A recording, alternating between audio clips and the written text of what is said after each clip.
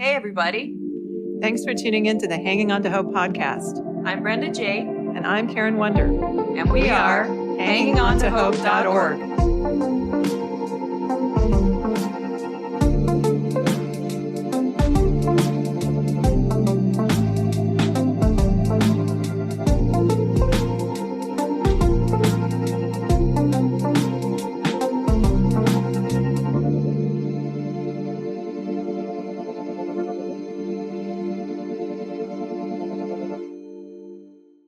This podcast is intended as educational and is not psychological or medical advice.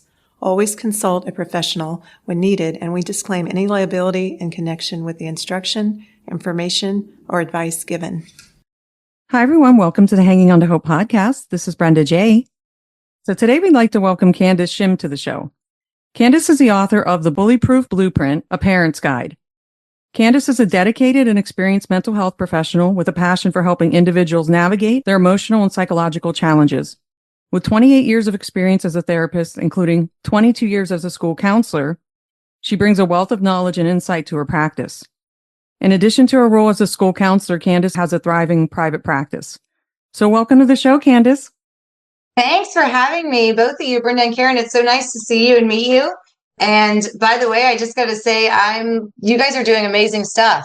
I was looking through a lot of your things and listening to your podcasts you've done before, and I'm really, really impressed by what you guys are doing. It's super important. So I love it. Shout out to you both. Oh, thank you. you. Yeah, we try to hit topics that other people don't. So no, I love it. Yeah, so it's again, I already told you it's nice to meet you. So, nice to meet you. Yes. Continuing with part 2. You're talking. She's saying such good stuff. I'm like, this is so good. Oh, thank you.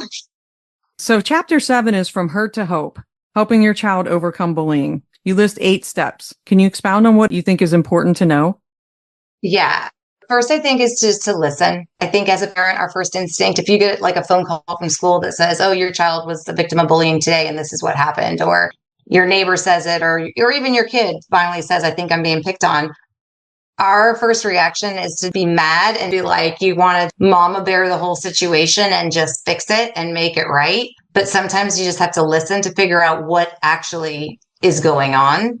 And that takes a lot of our own emotional regulation to kind of calm down, or at least look like we're calm, even though we may be dying on the inside, so that they can get through the whole story. And then start asking the questions.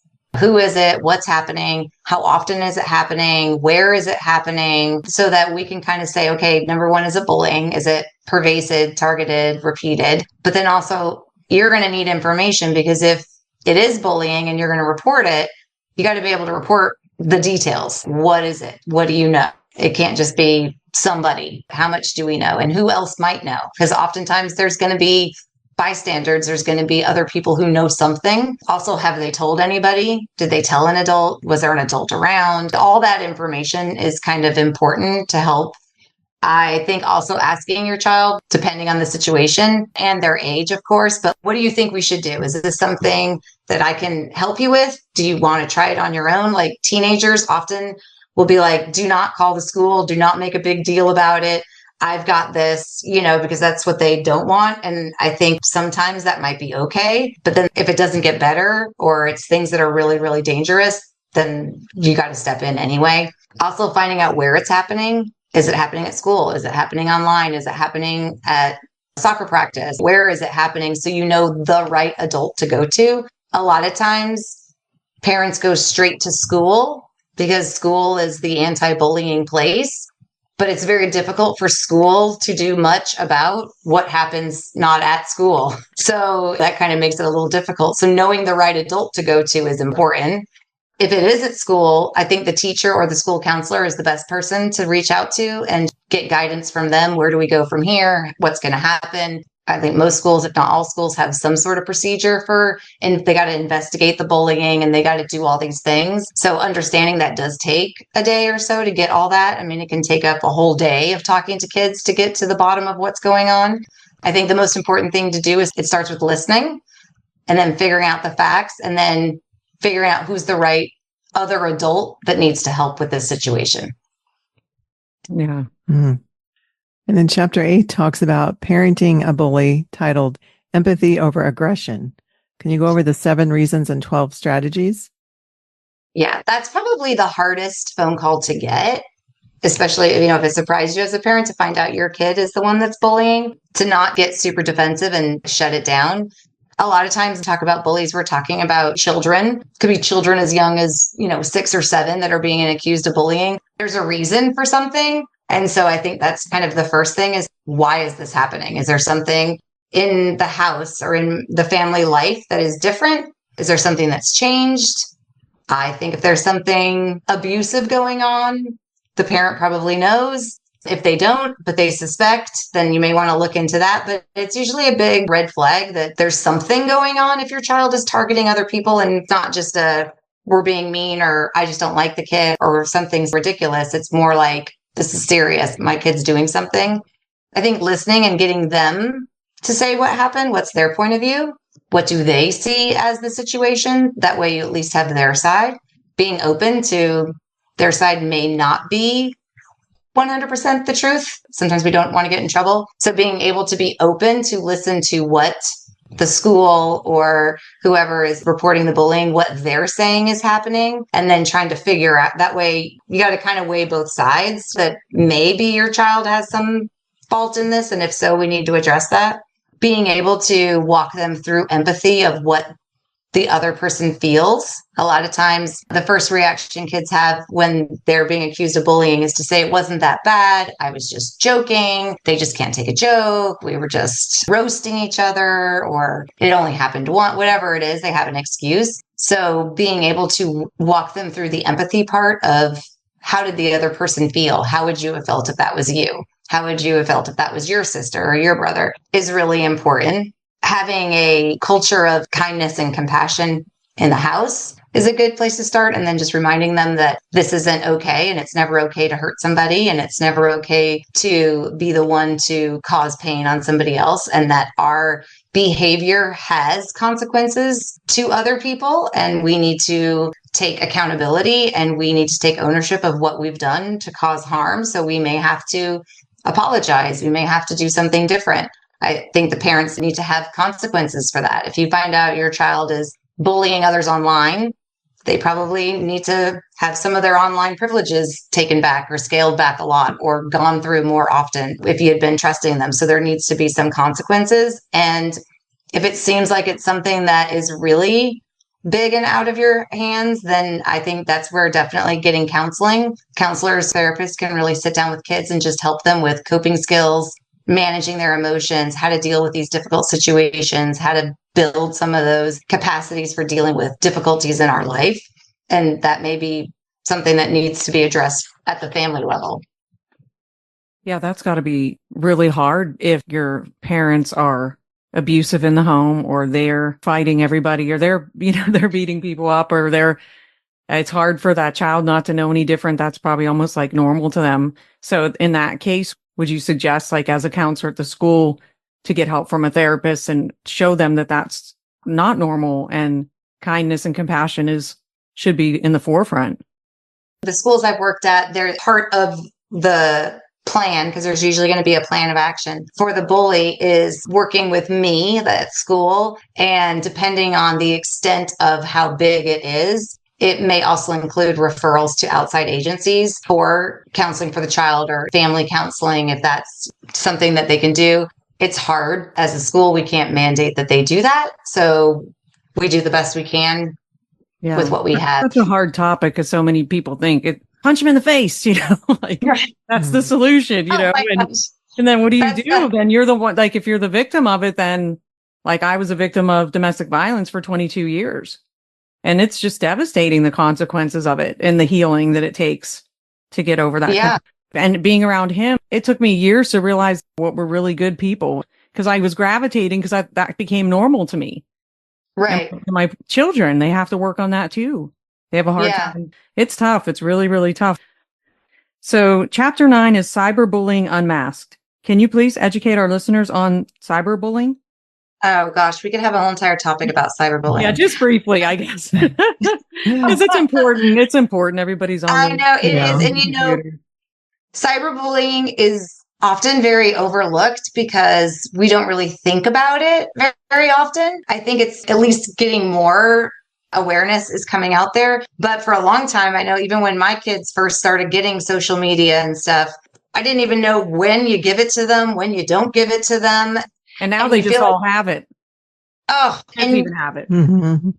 yeah. And we don't know what they're watching, what they have access to. They have access to so much. And the iPad is often used as just a easy thing, a babysitter, or they're just playing Roblox or they're just playing Minecraft. But in some of those games, there is ongoing dialogue that can happen. And even if it's friends, they're not very nice to each other. They can be, they call it, sometimes it's competitive speak. Mhm. They're mad at each other, stuff that you'd say like on the baseball field, but sometimes it gets really ugly and gets really mean. When I talk to kids, like the one that always shocks me the most is the number of people online, whether you know them or don't know them, that just say things like, you should just go kill yourself. And these are just flippant comments that are just made. Yeah. But Yeah. people can really take that to heart. Mm. Probably got worse with COVID too, all the cyber bullying. Because Oh, for everyone's sure. on their games all the time. Oh, for sure. And the things that are said on texting, and then like I said earlier, it doesn't go away and it is everywhere. So it doesn't just happen. What used to be maybe just teasing that happened or a rumor that happened at your school now gets put out online. And now it's at every school. It's at every school in your district. It goes to so many layers of kids and people, and it never goes away. People Google people all the time. And then that is the kind of stuff that comes up about you. It's very damaging. And there's things that are being said that are lies or rumors being spread or taken out of context.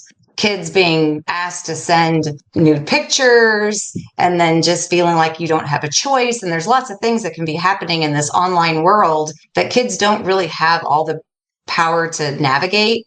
If we could find a way to teach them the way we teach them to drive, it's not like you hand a 12-year-old the keys to the car and just say, go figure it out. But a phone has so much more damage that they have access to that it can be kind of scary. So I think the number one thing is that parents need to know that it's there and that this isn't something that just teenagers get into, that this is as young as elementary school age kids getting into things. You need to know what your kids are on and take some time to figure it out. One of the biggest things that I hear from parents, and I'm just as guilty of this, is being like, well, I don't know about that. That's like a kid thing. Like, what do I know about Snapchat? Or what do I know about this thing or that thing? And so our ignorance plays in favor for them because they know we don't know what they're doing, but it also can put them in harm's way because if we don't know what they're doing, we don't know how to help them navigate it correctly so that it doesn't either come back and hurt them or they're not hurt by it from somebody else.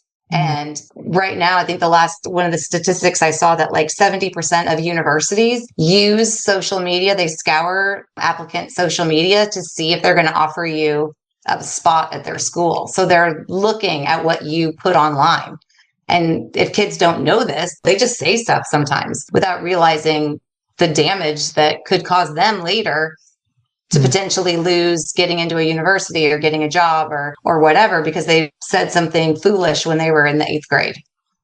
Yeah. So I think it's just an area that needs a lot more attention from parents instead of just assuming no news is good news. And if I don't know anything, everything must be great. You got to have conversations about if this happens, come and tell me. Like, I can help you. I'm not going to take away all your games because you tell me somebody said something inappropriate or somebody said something mean or anything else. And also to talk to them about have to treat online interactions like you would face-to-face interactions. And I think that's one of the reasons that cyberbullying is as bad as it is because it's much easier to say it in the meta universe. Yeah. Make a where comment. nobody can hold you accountable than to say it to someone's face. And so kids who would never, ever bully a friend at school can say all kinds of things to people online because it's not as scary. Yeah, that's true. I tried to stay on top of my kids, but I know when Snapchat came out, I still don't understand Snapchat. I don't either. Like certain things are hard to keep up with and understand. It is a lot. Yeah. So chapter 10, collaborating with schools. How do we go about doing that? So almost all schools have a bully policy of some sort. It's a big enough thing. It's in a lot of states, it's been mandated in some way. So I think knowing what your school's policy is, and usually most schools have it in their handbook that they give out at the beginning of the year. So at least knowing what it is a good start. Schools have access to all kinds of resources. They deal with this a lot. So they're going to at least kind of know what direction to go in. Accessing school counselors, and I'm a little biased, but to be a school counselor, you have to be a master's level counselor clinician. So it's not like back in the 70s or whatever, when they were just teachers who were promoted to another job. I didn't even know who my guidance counselor was. I couldn't even tell you. Oh, I knew who mine was, but I didn't. Yeah. it was a small school. So nowadays, to be a school, and then they've changed the name even from being guidance counselors to school counselors, because you have to have a master's degree and you go through all the counseling. So I'm licensed as a mental health therapist in the state of Florida and a school counselor, but we all went through the same program together. So they've had all the classes on counseling and the ways to do group counseling and individual counseling and talk to kids and do all that stuff. And almost every school has one. So utilize it. Sometimes they're not being used the right way because they're dragged down with other stuff, but they have them and they will see kids. That's what we do. And it's what we love to do.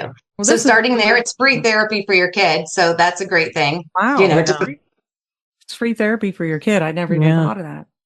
Yeah. This is like one promising thing that from when we were in school, that's so much better. See, they've got a licensed therapist at the school that's a just waiting, experienced counselor, just waiting to help your kids. That's amazing. Wow. So I think that's one of the best things. And school counselors do individual with kids. They do group. They go into classrooms. They teach this emotional regulation. They teach resiliency. So that is one of your best people you should get to know anyways, because they help in not just bullying, but if your family's going through divorce or you had a death in the family or any of those things, that's the person that you can go to. I would have been in there. If you were my counselor, I would have been in there every day, probably. Problems with this. No. We were the most unemotional family, though I probably wouldn't have. But I found this chapter 11, really interesting because as a bystander, so it's chapter 11 is the bystander, the silent witness. What should a bystander be doing? Usually they don't do much. They don't, I know my experience, the bystander didn't really help me in my bullying. No. So what appropriate actions should the bystander take? So there's a lot of movement to look at the bystander and instead of being a bystander, being an upstander, which basically just means you're standing up for the victim. It doesn't mean that you're going and confronting and attacking the bully, because that would put you in harm's way. So nobody wants to say that. But I think bystanders have a huge part and nobody thinks of it. But by staying silent or even slightly encouraging the bully, even out of your own nervousness and scared, it's just feeding the situation. So bystanders can just do simple things by not laughing, not necessarily not staying silent. If you feel like you are strong enough to say, hey, that was kind of mean, or why did you do that? Then say that. Much easier probably when you're in the 3rd grade to do that than maybe the 11th grade. But I think, again, building those confidence in kids where they stick up for the underdog and they have compassion for others to say, that's not okay. That kid may not be my best friend, but it's not okay that you just did that. That's not okay. Kids see a lot, and even being able to go and tell an adult on behalf of the victim so that they don't have to always be the one to do it. That makes a huge difference in creating an atmosphere where bullying isn't allowed to thrive, because eventually anyone who's doing that knows someone's going to rat them out, which is, what they try and say is, oh, you're ratting them out. These days, you're not ratting them out if you're protecting somebody. Ratting somebody out is, he stole my pencil. He's looking at me.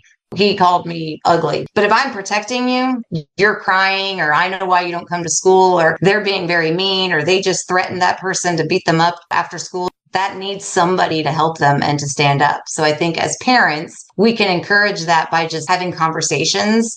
Again, letting them talk about what happened during the day and be like, oh, I wonder, how do you think they felt? What do you think that was done about that?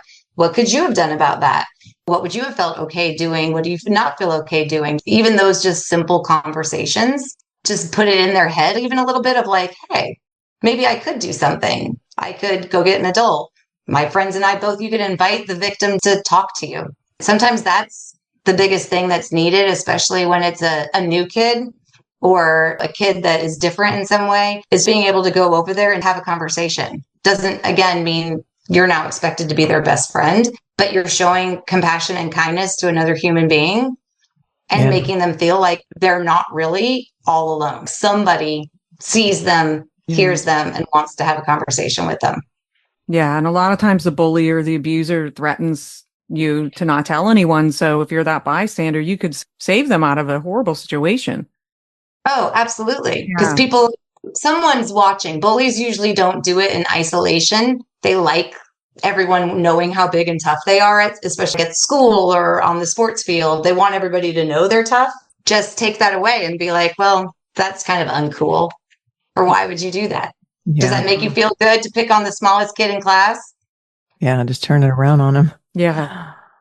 So in chapter 12, connecting with professional resources, how do we find the right counselor for our child? We know that the counselor at school already. Yes, start there. Start there. And I will make my plug that if your school counselor doesn't do it, or first of all, they should, but they say they're busy doing other stuff, then advocate that they should be seeing more kids, because that's what they're there for. And they're the only one on campus trained for it, and they're there every day. So they should be doing that. Your school counselor also will have access to resources. They're going to know local people, local agencies. One of my favorite resources that I'll share is there's a website called Psychology Today. And have that on our website. Yeah. Karen put it on there. So we didn't even know. Well, it was on there for a minute, admitting this. I'm kidding. We had to make a joke.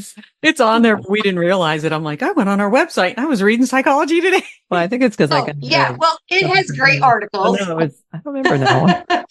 It's funny. But they have a therapist spot to look for a therapist, and you can sort out by everything under the sun. Your insurance. We have that on there. That's Find a Therapist. Yeah, that's why we have Psychology Today on our website. Yeah. Okay. I love it. I love that. I send people there all the time. It's where I host my website too, but it is a great way for you to find someone that's going to fit your values, what you're looking for, what you want, what you don't want. You see a picture, you hear their words. Sometimes they'll have reviews of people they've worked with, but it's just a great start if you don't know where to start. Yeah. So chapter 13, what are some engaging activities to combat bullying?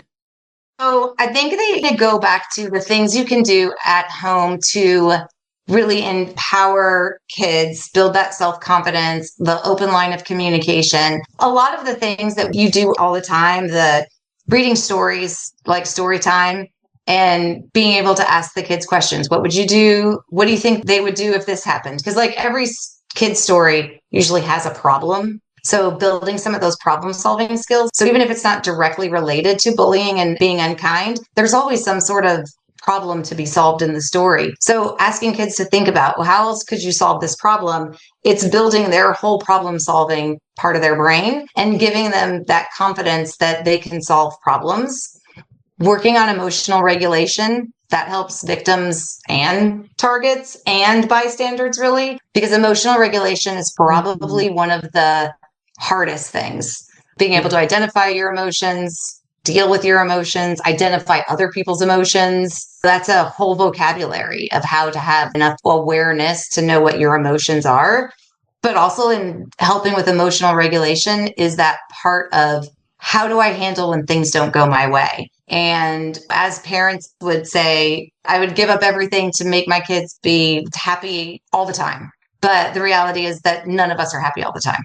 Yeah. And when we try and just make life easy for them all the time and give in to things, that kind of actually diminishes their ability to have emotional regulations. Having to deal sometimes with the temper tantrum because they didn't get their way about something, or yes, we still have to go to your sister's practice, or no, we're not having that for dinner. Those little things every day that help them be like, okay, I'll just move on.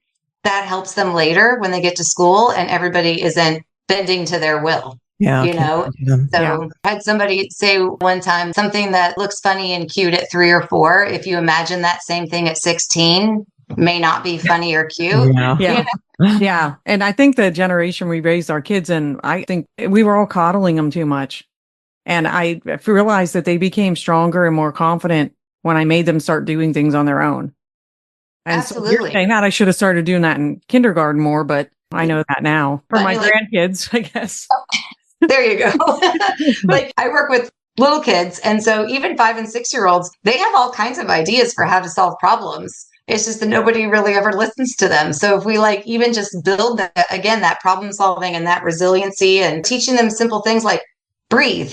The number one thing that we know helps in a lot of ways, breathing and meditation, but yet we don't really teach them how to breathe. And so there's lots of fun ways that you can do finger breathing and square breathing. And my favorite is to do hot cocoa breathing, where you have to like smell the cocoa and then breathe out, but make sure the whipped cream stays in the cup so you can't breathe out too hard.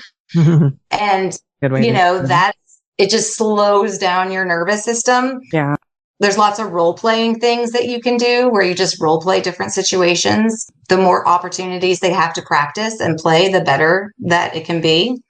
Having creative outlets, whatever their creative outlet is, it's a great way, again, for that emotional regulation and helping manage big things. If they paint, draw, sculpt, write, all of those things are going to help them be able to calm down so that then they can figure out and think about what to do next. Having ways that you communicate on a regular basis, communicate at the dinner table, communicate in the car, asking those open-ended questions. So rather than how was your day, be like, tell me what was interesting about today. Tell me something funny that happened today. Tell me something weird that happened today. Things where they have to give you more than a yes or no answer.